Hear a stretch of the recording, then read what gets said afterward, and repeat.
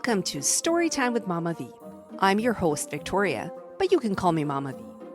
In this show, we go on storytime adventures where magic exists, where brave knights and courageous princesses come out to play, and where the good always defies evil.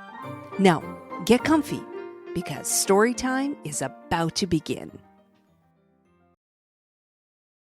Hello and welcome to another episode of Storytime with Mama V. I'm so excited to read to you today. Today on the show, we are reading Stella's Brave Voice. Now, we've read a book.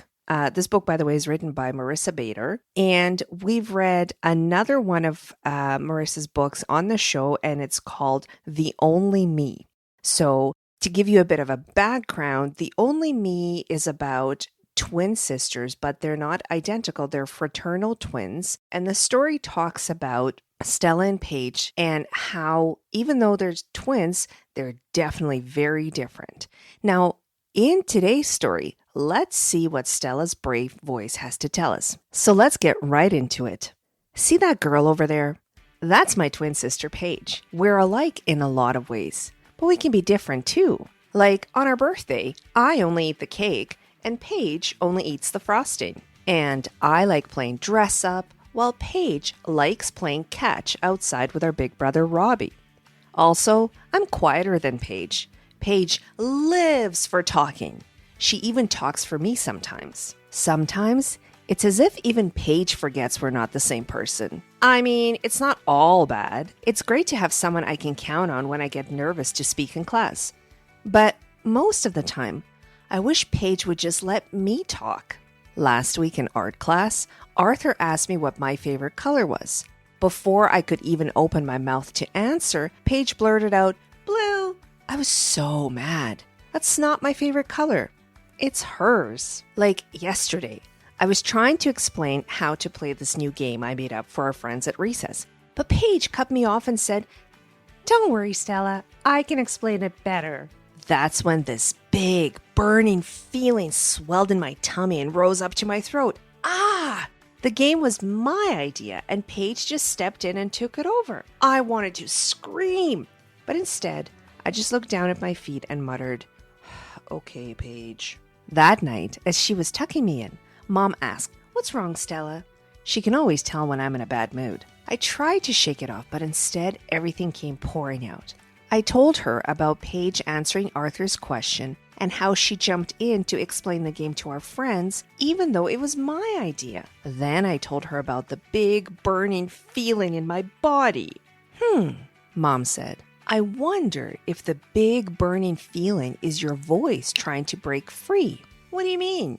I asked. "When you two were younger, you were scared to talk to people," Mom explained. "I think Paige started speaking up as a way to protect you. If she answered, you wouldn't have to. But you're not a little kid anymore. You don't need Paige's protection. You just need to let her know that." Even though deep down I knew she was right, I was scared to talk to Paige about it. I didn't want to hurt her feelings. "Practice with your stuffies," Mom suggested.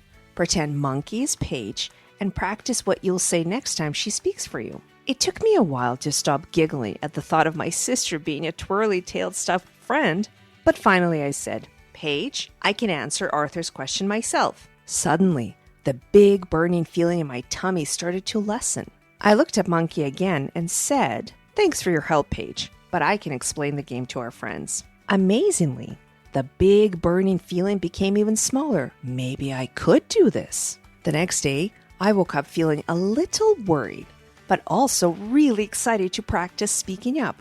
I got my first chance during science class when our teacher, Miss Harper, asked us to guess why leaves change color in the fall. I really wanted to answer, but I was feeling all jittery inside. That's when a funny idea came to me. I pretended my classmates were all stuffies and my teacher was a monkey. Suddenly, talking in front of everyone didn't feel so scary. Miss Harper, I think it has something to do with the weather getting colder," I said bravely. "Yes," Miss Harper exclaimed. "That's a big part of it, Stella. Good job." I'd done it. I'd spoken in front of my whole class. That afternoon at recess, my friends and I met up on the playground. "What should we play today?" asked Ella. I know, I started. Let's play tag, Paige shouted, interrupting me.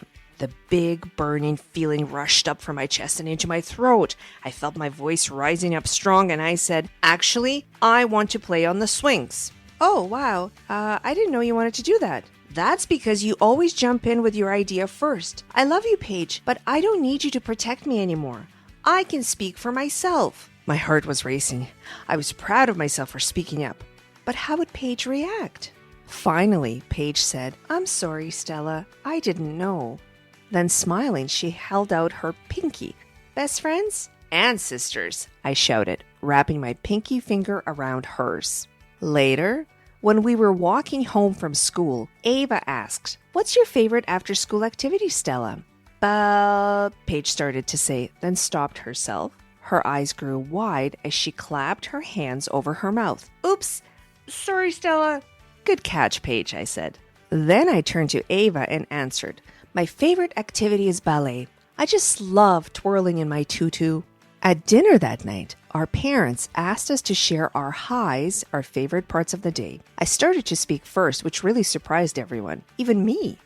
My high is that I spoke up a lot today. I was nervous, but I did it anyway, and I'm going to keep practicing. Everyone was so proud of me for finding my voice. They hugged me so tight I could feel their love. Paige looked at me and said, you were so brave today, Stella. Then we looped our pinky fingers around each other's and exclaimed, best friends and sisters forever!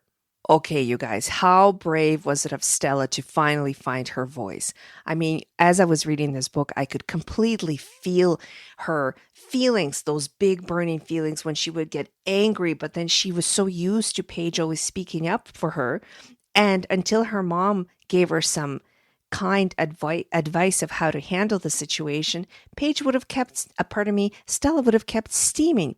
But it's a good thing her mom stepped in and helped them figure this situation out. Well, this brings us to the end of our show today. I'm curious, do you have a sibling or maybe even a friend who always speaks for you? Let me know. Have a grown-up reply and leave a comment and let me know on my Instagram page. I'm going to link the other episode, The Only Me, as well as the link to my Instagram, where I post a lot about this podcast and where listeners can connect and let me know how they're enjoying the show, what kind of stories they're enjoying the most. And again, and of course, that's also an opportunity for me to connect listeners with writers and grow our Storytime with Mama V community. Thank you so much for listening in again. As always, please make sure to share this episode with a friend, and I will see you on the next episode of Storytime with Mama V. Bye for now.